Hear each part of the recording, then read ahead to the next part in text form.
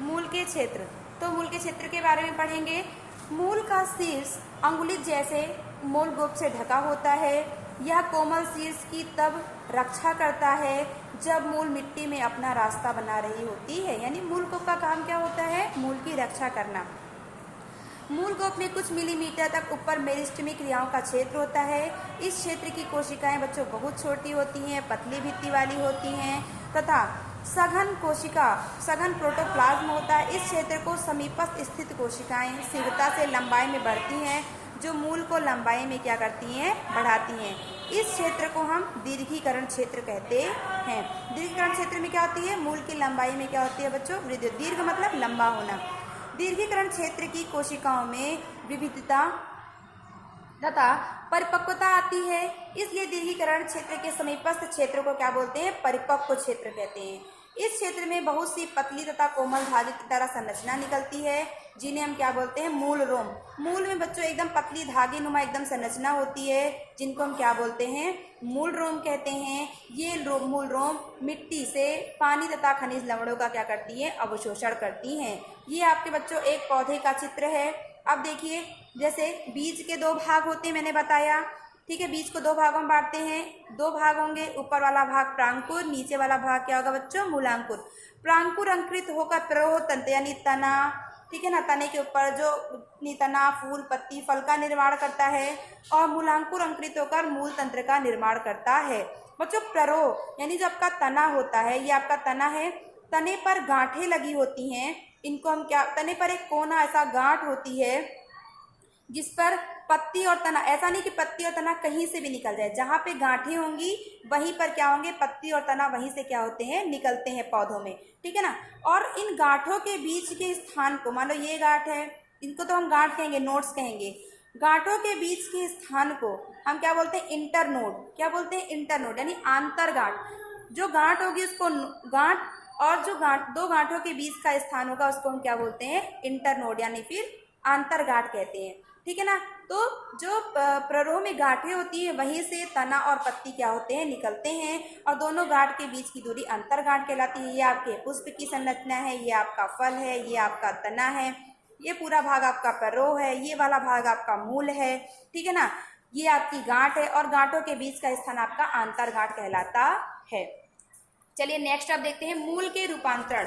मूल के रूपांतरण आपने देखा होगा कि कुछ पादपों में मूल पानी तथा संवहन के अतिरिक्त भी अन्य कार्यों के लिए अपने आकार तथा संरचना में रूपांतरण कर लेती है, जैसे भोजन के संचय के लिए, ठीक है ना, सहारे के लिए, श्वसन के लिए अपने आप को क्या करती है? रूपांतरित। देखो कुछ पौधे ऐसे होते हैं, जैसे आपने देखा होगा गाजर तथा सलजम हो गया, ठीक है ना, आपकी मूली हो गई, ठीक है, ये सब क्या होते हैं? ये जड़ ही तो है ना। तो इनमें जो फल नहीं पाए जाते, इनमें फल और फूल नहीं पाए जाते, तो इनमें अपने भोजन तो कहीं ना कहीं संचय करना होगा। तो ये भोजन को उसी रूप में, जड़ के रूप में क्या करते हैं? भोजन के रूप में जो इनकी जड़ होती है संचय हो जाती है, और जिसका हम प्रयोग खाने में करते हैं, ठीक। शकरकंद अपस्थानिक मूल भोजन को संग्रहित करने का फूल जाती है। देखिए गाजर का आकार फूल कर ऐसा हो जाता है, सलजम का आकार फूल कर ऐसा हो जाता है, कोई तुर्क रूप हो जाता है, कोई शंकु रूप हो जाता है, जिसके अंदर क्या होते हैं? भोज्य पदार्थ होते हैं, ठीक है। तो इसी प्रकार मक्का तथा गन्ने में तने में भी सहारा देने वाली मूल तने की निचली गांठों से निकलती है, इन्हें अवस्तंभ मूल कहते हैं। दूसरा देखो बच्चों, आपका जो है गाजर तथा सलजम की मूसला मूल, शकरकंद की अपस्थानिक मूल भोजन को संग्रहित करने का ना फूल जाती है, इन्हें प्रोफ्रूट या फिर सहारा देने वाली मूल कहते हैं। इसी प्रकार मक्का तथा गन्ने के तने में भी सहारा देने वाली मूल तने की निचली गांठ, आप देखो मक्का का पौधा देखो या फिर गन्ने का पौधा देखो, उनकी गांठों से क्या होती है? ऐसी ऐसी मूल निकल आती हैं जो क्या करती हैं? पौधे को, यानी जो पौधा है उसको क्या करती है? सहारा देने का कार्य करती हैं। इन्हें हम कौन से मूल कहते हैं? अवस्तंभ मूल कहते हैं। कुछ पौधे जैसे राइजोफोरा, जो अनूप क्षेत्र मतलब बच्चों की दलदली वाले क्षेत्र और लवण वाले क्षेत्र, जहां पर ऑक्सीजन की क्या हो? कमी हो, तो उसमें से मूल क्या होती है? भूमि से ऊपर की ओर निकलती है। जैसे कि मान लो ये आपका पौधा है, तो उसकी जो मूल नीचे है, तो ये मूल क्या होगी? ऊपर की ओर क्या होगी? निकलेगी। तो ये ऊपर की ओर निकलकर इसमें छिद्र होते हैं छोटे छोटे, जो क्या करती है, ऑक्सीजन को एब्जॉर्ब करती है, ये ऑक्सीजन को ग्रहण करने का कार्य करती है, इसलिए इसको हम क्या बोलते हैं, श्वसन मूल कहते हैं। ये श्वसन के लिए ऑक्सीजन लेते हैं। कौन सा पौधा है, राइजोफोरा, जो अनूप क्षेत्रों में, अनूप क्षेत्र यानी दलदल क्षेत्रों में उगते हैं। तो भोजन के लिए रूपांतरण करने वाले मूल किसमें रूपांतरण करती, मूल के रूपांतरण किस किस के लिए हैं, भोजन के लिए रूपांतरण, श्वसन हेतु रूपांतरण, सहारा देने के लिए रूपांतरण, ठीक है ना। तो मूल कितने प्रकार के होते बच्चों, एक आपने अवस्तंभ मूल पढ़ा, दूसरा आपने प्रोप रूट पढ़ा, तीसरा आपने भोजन के लिए रूपांतरण, भोजन के लिए रूपांतरण सलन तथा गाजल, श्वसन के लिए यानी अपने मूल से कुछ ऐसी मूलें निकल आती हैं जो श्वसन को ग्रहण करती हैं, सहारा देने वाली मूल यानी आपकी गन्ना और मक्का आदि। चलिए ये तो थी मूल की बात। अब हम पढ़ेंगे तना के बारे में, ठीक।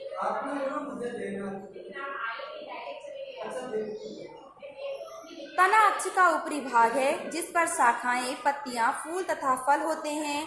यह अंकुरित बीज के भ्रूण के प्रांकुर से विकसित होता है। बच्चों मैंने बताया था कि आपका जो बीज है, ठीक, आपका जो बीज है उसके दो भाग होते हैं, एक आपका प्रांकुर, दूसरा आपका मूलांकुर। तो प्रांकुर वाला भाग जो होगा आपका वो क्या करेगा, तने का निर्माण करेगा, और जो मूलांकुर वाला भाग होगा वो आपका क्या करेगा, मूल का निर्माण करेगा।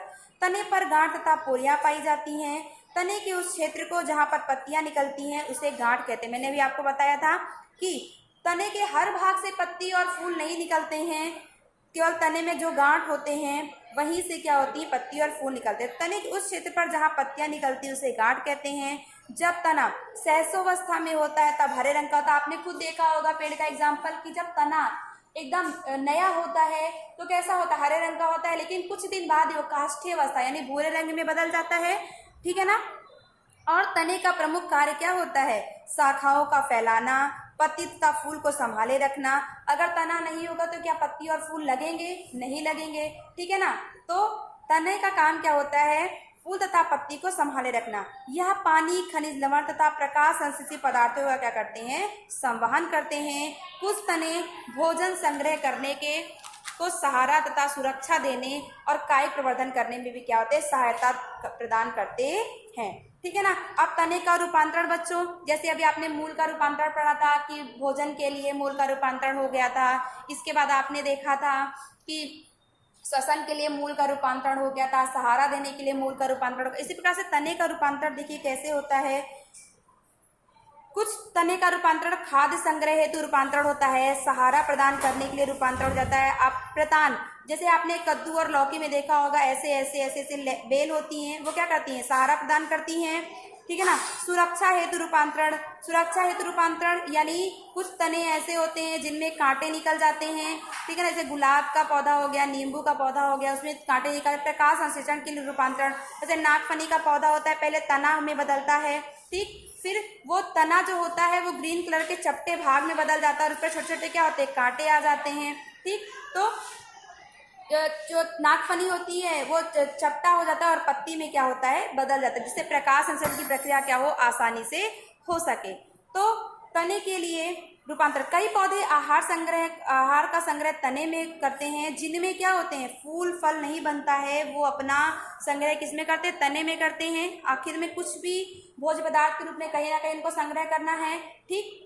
तने के प्रतान जो कक्षीय कली से निकलते हैं वो पतले और कुंडलित होते हैं और पौधे को ऊपर चढ़ने में क्या करते हैं, सहायता करते हैं। आपने कद्दू का पौधा देखा होगा, लौकी का पौधा देखा होगा, उसमें बेल जैसी संरचना होती है जो क्या करती है, पौधे को ऊपर चढ़ाने में क्या करती है, सहायता करती है। जैसे कद्दू वर्गीय सब्जी, घिया, खीरा, तरबूज आदि तथा अंगूर लता तने की कक्षीय कलिका काष्ठीय सीधे तथा नुकीले कांटों में क्या होती है, रूपांतरित हो जाती है। शुष्क क्षेत्रों में पौधे चपटे तने जैसे ओपेशिया और कैक्टस, नागफनी का पौधा बच्चों बूंदेदार सिलिंडाकार यूरफाबिया रचनाओं में रूपांतरित हो जाती है।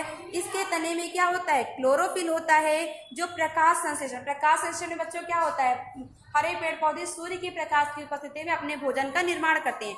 तो अगर क्लोरोफिल नहीं होगा तो प्रकाश संश्लेषण का निर्माण नहीं होगा, अगर प्रकाश संश्लेषण का निर्माण नहीं होगा तो क्या भोजन बनेगा, नहीं बनेगा। और भोजन सभी पौधों के लिए क्या है, आवश्यक है। और पुदीना तथा चमेली जैसे पौधों में प्रमुख अक्ष के आधार से एक पार्श्व शाखा निकलती है और कुछ समय तक वायवीय वृद्धि करने के बाद मुड़कर जमीन को क्या होते हैं, छू जाते हैं।